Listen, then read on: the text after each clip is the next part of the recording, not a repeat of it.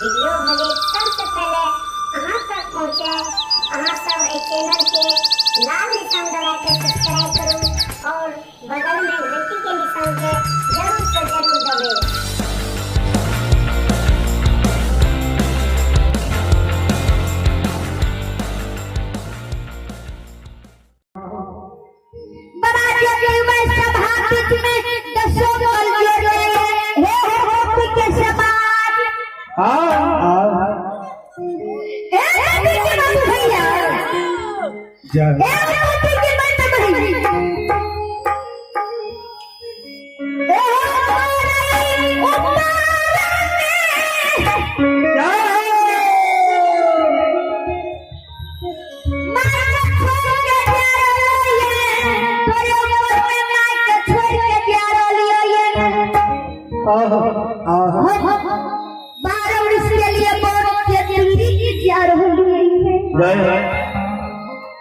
हमरा माय के 3 बनवर बीत गेलै ये बाकी छै कहे के माय मार के त साथ मार के फड़की लागो माय के उधर दक्षिण के तैयारी है कि दिया है हां इसके पुट्टी तैयारी है मार से लिए हम बदली जा रही है हां आया है मंडप कलाकार आया है। मंडप कलाकार को शुरू कर दी तो आज है रमेश बाबू को से वकील बात के क्या मुझे नाम की खिलाड़ी हो गए हमारी पार्टी का अच्छे बड़ी बनाम है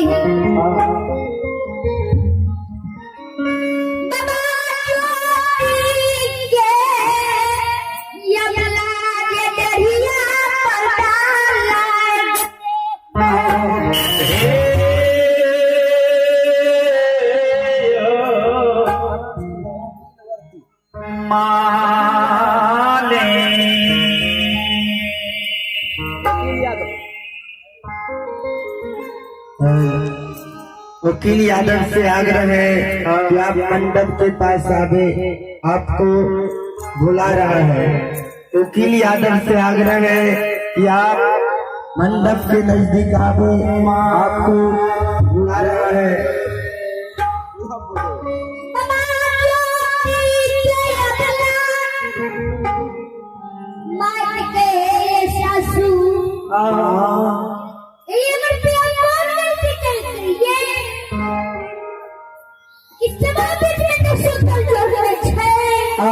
किया जो है